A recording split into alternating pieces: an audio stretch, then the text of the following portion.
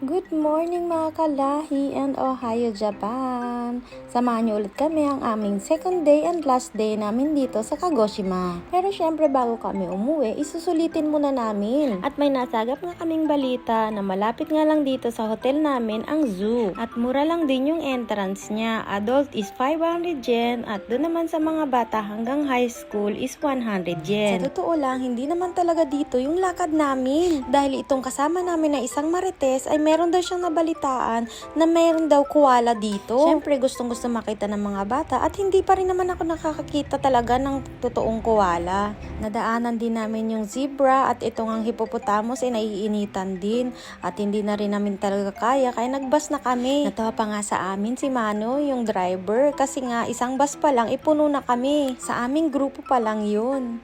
'Di ba? Isang barangay. Buti na lang din may pa-free bus sila. Dahil sa pinakadulo pala yung bahay ng koala, malayo-layo rin. Pero marami rin kami nakitang iba't ibang hayop. At pagbaba nga namin ng bus, akala namin doon na mismo yung bahay ng koala, hindi pa pala. Naglakad pa kami dyan ng ilang minuto at eto na nga. At nasaktuhan din namin yung pagpapakain sa kanila. Ang cute pala nilang kumain. 私たちがよく知っているワンちゃんたちとコアラたちが違ってやっぱりですね触られるのが苦手な子もたくさんいますなので普段からちょっと触る練習をしていざという時に触手ですね触っていろいろ確かめたりあと怪我を O diba, ang cute-cute nila. Pero hindi rin kami masyadong nagtagal, umalis na nga kami. Kasi may isa kaming lugar na gustong puntahan na dinadayo nga dito. At sikat nga rin itong tinatawag na shave ice or kakikori dito sa Japan. Ang alam ko sa Pilipinas ay ice con yelo ito, pero dito ay napakamahal ng presyo. Pero pinipilaan ito ng mga tao. Pwede ka kasing kumain sa labas or pwede kang pumasok sa loob para kumain. Hindi na rin kami pumila kasi dito namin siya kakainin sa labas.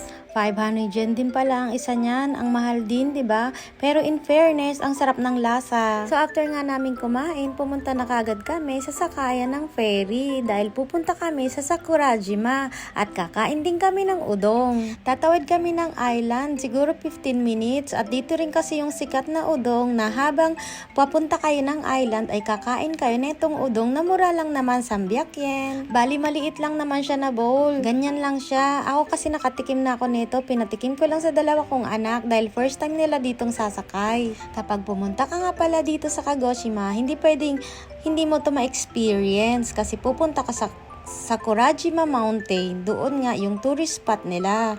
Habang papatawid yung ferry sa island ng 15 minutes, eto nga, naglakad-lakad nga ako dahil hindi nga ako kumain ng udong. Napakaganda din ng panahon. Napakasarap pagmasdan ng dagat. At yung kulay niya, ang ganda.